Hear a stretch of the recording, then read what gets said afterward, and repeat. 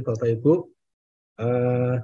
Perkenalkan saya Agus Triarso dari Pusdatin di Kementerian Pendidikan, Kebudayaan, Riset, dan Teknologi. Sehari-hari saya di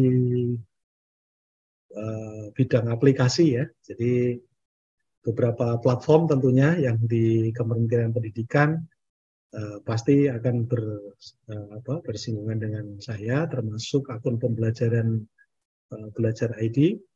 Dan kalau kita berbicara era kurikulum merdeka, maka banyak platform yang digunakan oleh kementerian untuk proses pembelajaran, untuk proses manajemen sekolah, untuk proses administrasi sekolah, dan lain sebagainya. Nah, pada malam hari ini kita difokuskan untuk bagian pembelajaran, ya, pembelajaran kreatif dan inovatif di era kurikulum merdeka.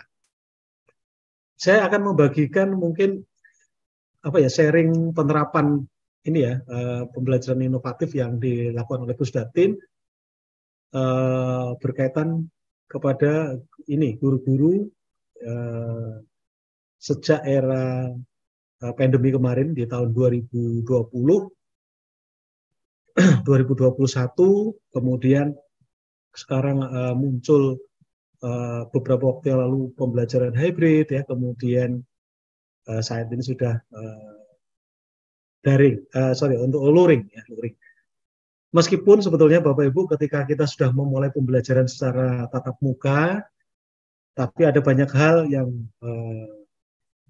terjadi, ya mau tidak mau kita syukuri, dan kita juga tidak pernah menyangka sebelumnya ada inovasi-inovasi berkaitan dengan pemanfaatan teknologi tentunya di masa pandemi kemarin, ya, yang sampai dengan hari ini Bapak Ibu juga pasti menggunakannya, termasuk malam hari ini kita menggunakan pertemuan daring ini.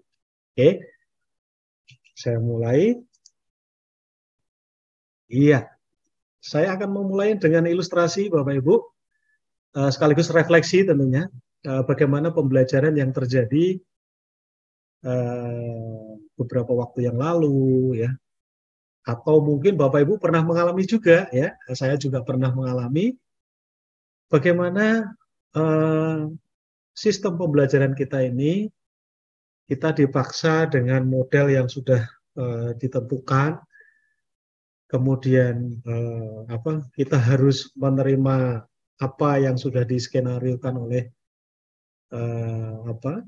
guru kita, ya. Jadi diibaratkan ada selang-selang yang sama yang diberikan di kepala kita, jadi siapapun akan mendapatkan yang sama begitu ya.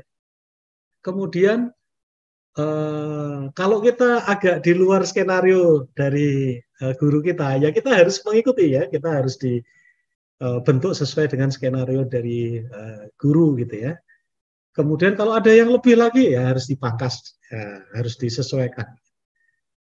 Sampai pada akhirnya mungkin ilustrasi hewan yang diminta untuk melakukan hal yang sama, yaitu menaik pohon.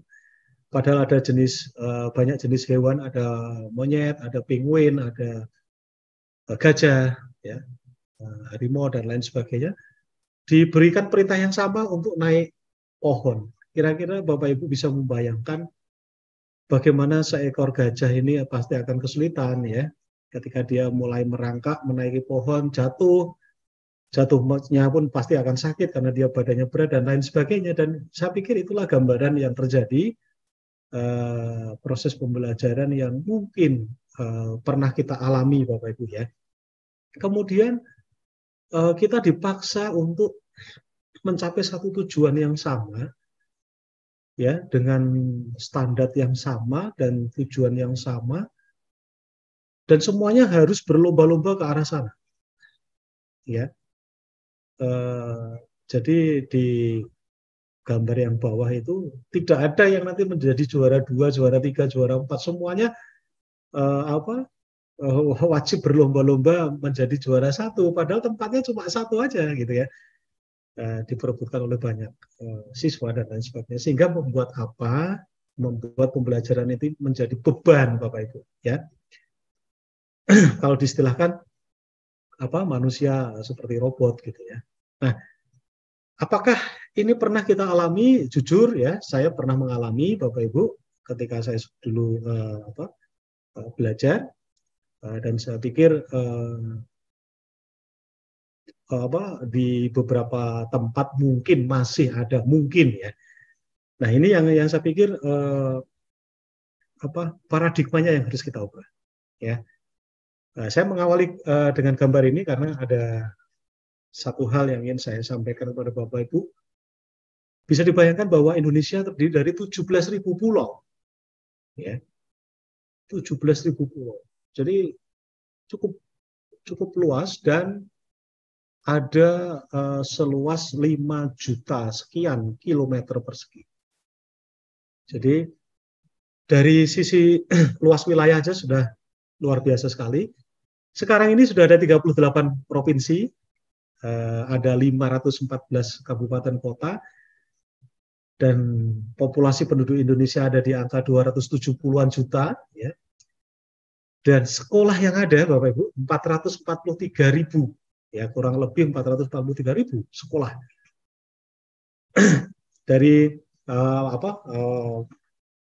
TK, SD, SMP, SMA, SMK, dan beberapa lembaga pendidikan yang ini ya, terdata di Dapodik ya.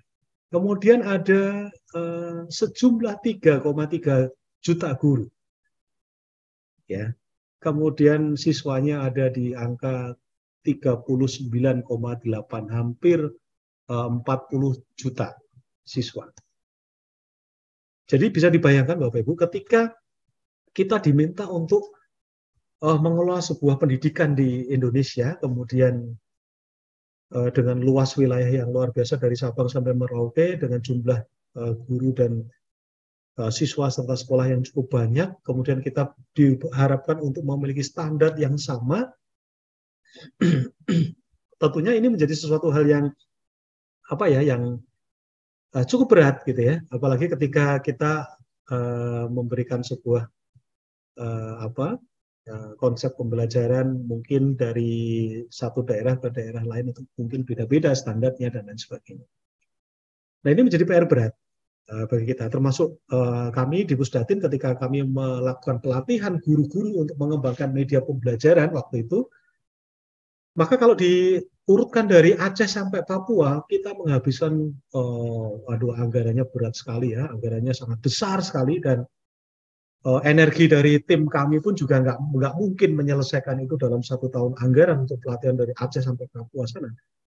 Tetapi apa yang terjadi ketika masa pandemi kemarin, Bapak Ibu, kita mau buka kelas saja, itu sudah sampai 1.000 ya dibuka kelasnya. Pelatihan 3 hari itu 1.000, bayangkan kalau itu dikalikan sekian minggu begitu ya, itu kami sudah memiliki target audiens yang dilatih guru-guru itu bisa sampai jutaan. Gitu ya. Nah ini yang saya pikir menarik sekali Bapak Ibu ya. Bagaimana teknologi ini membantu kita untuk bisa melakukan inovasi dan kreasi gitu ya. Nah dari luas penduduk Indonesia yang